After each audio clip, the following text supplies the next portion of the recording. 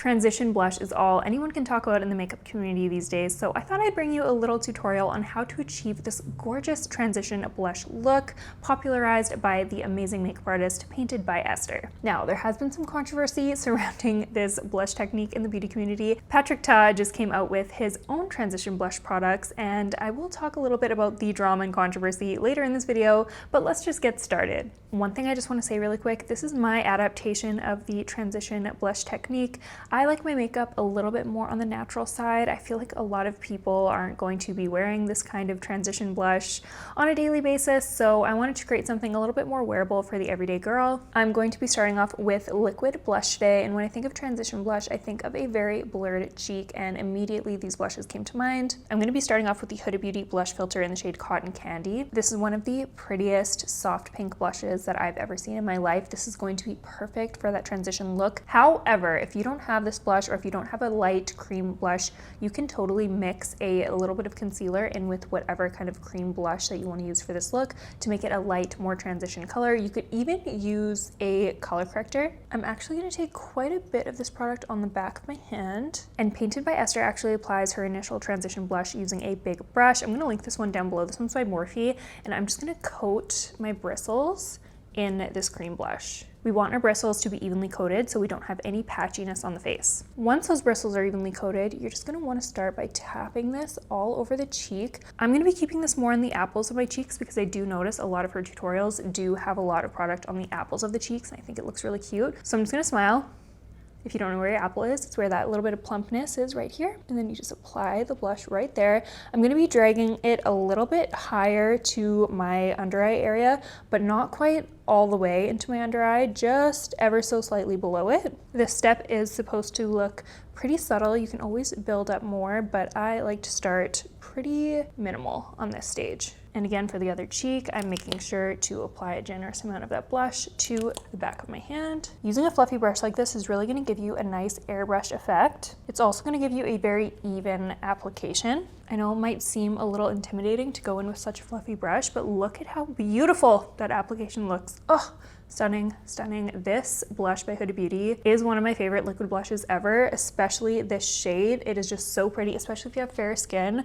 Oh my goodness. Okay, so that is what that blush is looking like. We're gonna clean this up a little bit with some concealer. Now, the key here is you wanna go in with a brightening concealer. You wanna use a concealer that is lighter than your natural skin tone. This is gonna add to the illusion of that super seamless transitional effect. I already have my normal concealer color underneath my eyes, but I'm gonna go in with my NARS Creamy Concealer in the shade Chantilly, and I'm just gonna apply a little bit of that right in my inner corner. I'm not going to be applying a ton of product, and I'm just going to apply a little bit of concealer right here where the blush can look a little bit messy, kind of entering into the nose and mouth area. And I'm just going to tap that in using my Rare Beauty concealer brush. The key to this technique is not dragging this product all around. You kind of want to keep it and just tap it right in this area. And at this stage, you don't actually want to worry too much about blending it in seamlessly to your cream blush. Trust the process here, okay? We're just sort of cleaning up the edges of that blush here. Do you see how much brighter the center of the face is looking? This is exactly what we want, and this is why we wanted to go in with a brightening concealer. Obviously, that transition between the blush and the concealer isn't seamless yet, but we are getting there. So Patrick Ta did come out with some transitional liquid cream blushes. You can totally use that if you want, but I'm actually going to use a color corrector.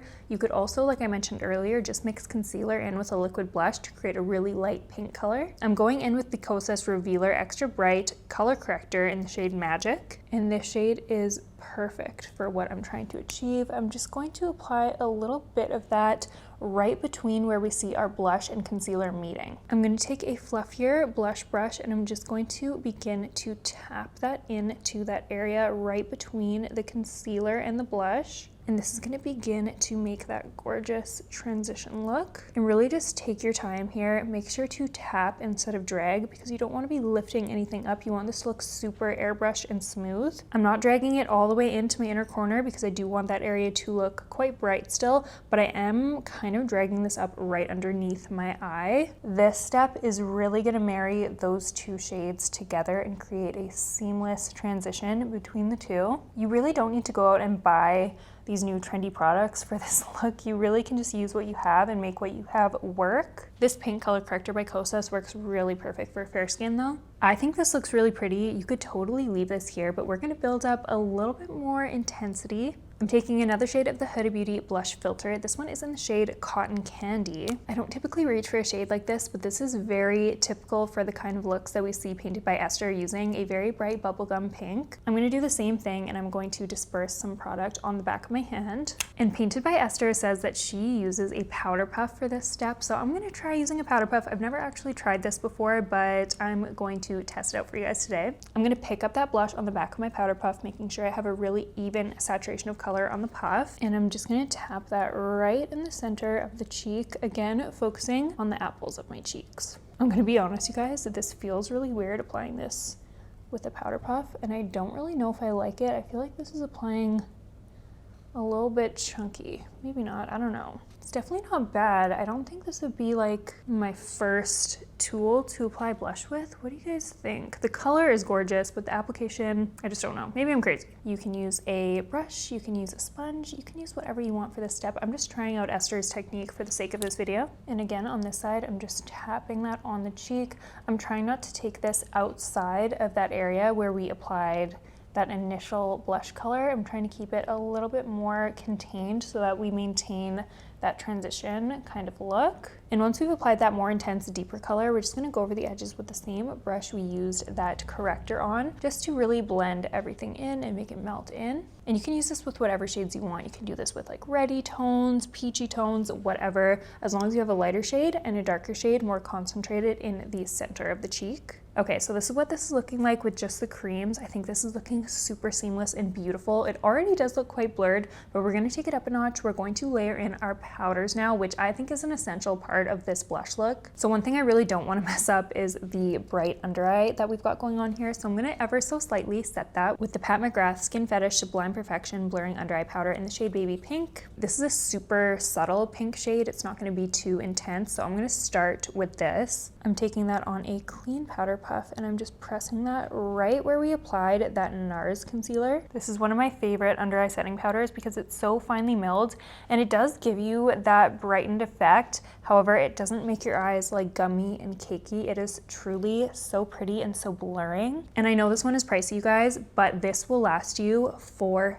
I promise you, it is worth it. If you girl math the amount of wears you get out of this, it's actually very affordable. I'm being silly, but I honestly do think that this powder is worth it. It is one of the best powders I've ever used for the under eyes in my life. We're gonna add some powder blush and I'm going in with this blush by Juvia's Place. I really wanted to use this because I think these would really work well with this trend that's happening right now, but I don't see a ton of people mentioning these. This looks a little scary in the pan, but let's see how it looks on the cheeks, shall we? I'm going to take this fluffy brush by Say, I'll link it down below, and I'm going to start off by going in with the light pink shade. And again, less is more, so I'm just going to start tapping that on the cheek. I am just ever so lightly tapping that on my cheek. I'm not dragging at all. I'm just tapping, giving me a very, very subtle wash of color. But by applying powder on top of the cream blush, it's really going to mattify that cheek and give us that very soft, very blurred looking cheek that we see in Painted by Esther's makeup looks. And we're just building that intensity as well as we go. If you want to build up a little more dimension, what you can do, if you have deeper skin than me, you might be able to get away with this more intense shade. But for me, I'm actually going to mix these two shades together. Another thing you could do is you could mix this with a powder like foundation or a setting powder.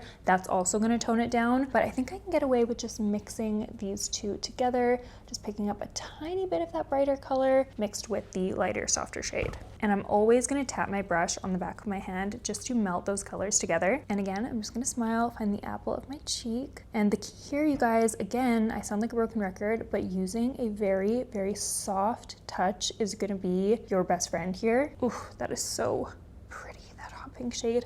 I never really wear blush like this color, but it really does look good with this technique, I've got to say. And I know there's gonna be a bunch of you commenting, this is way too many steps, oh my gosh, who's gonna wear this? I know it's a lot of steps. I am trying to make this a little bit more natural than what I see, but again, I know this is quite an intense look, not for everybody, but again, we're playing with trends, we're having fun, it's just makeup. It's not that big of a deal. You can, like I said, rewind back to just the creams when I had it applied. I thought that looked really soft and natural. This is obviously that next step forward. This would be really good for like photos or an event or something like that. I really love this Rephr brush for very precise blush application. I will link this one down below because the shape is just perfect. And then to soften things up a little bit, I'm going in with my Rephr 22 brush. This is just like a giant powder brush, and I'm just gonna go over everything. This is just gonna make sure everything is nice and seamlessly blended together.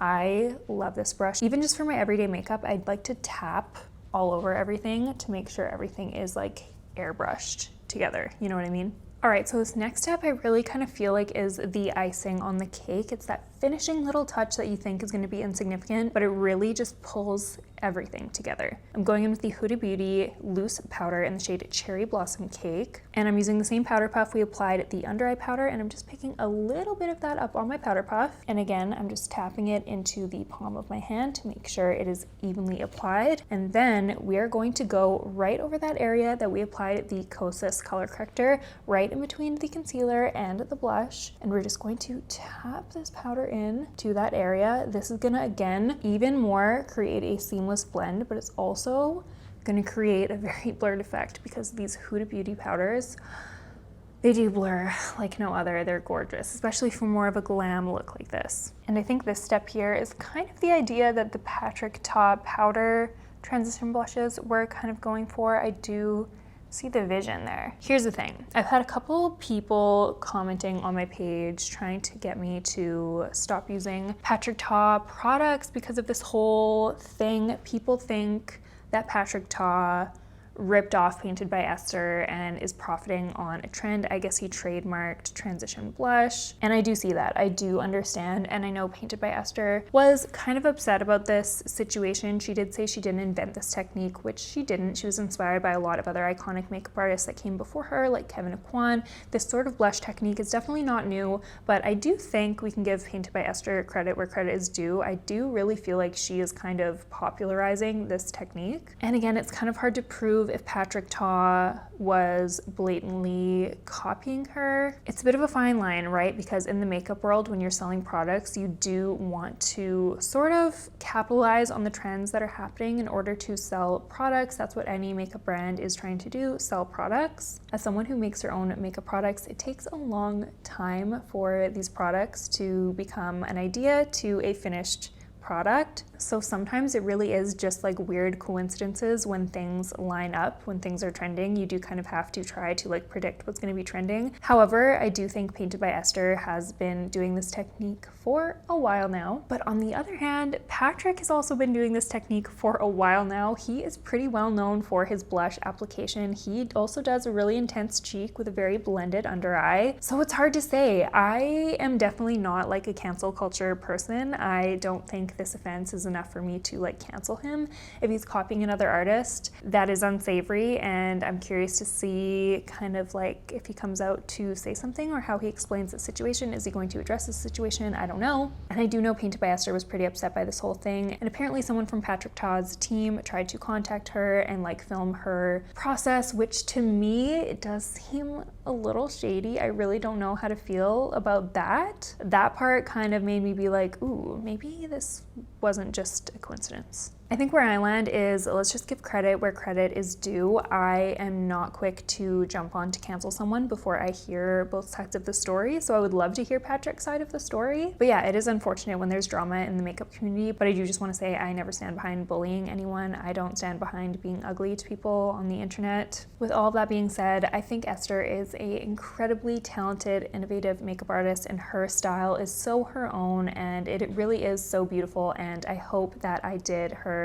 justice by trying to recreate this technique today. One thing I wanted to do to just finish this all off is go in with this pressed Huda Beauty powder in the shade Cherry Blossom Cake. I'm taking this on my Morphe powder brush, and I am just powdering the rest of my face. This isn't like a super pink blush, but I just thought it'd be nice to kind of mattify the rest of the face to go with the super matte blurred cheeks. You guys, what do you think about the finished look on me? Is this trend a yay or a nay from you? Let me know in the comments down below. Let's chat about it. What do you think of the trend? What do you think of the controversy? Let me know everything down below. I read and respond to pretty much everything, so I will see you there. If you guys like matte, blurred, airbrushed skin, I actually did a tutorial all about that, how to reduce texture on the skin. That's a little less intense than this, so definitely check it out. I have it on the screen for you. Thank you so much for watching, and I will see you in the next one.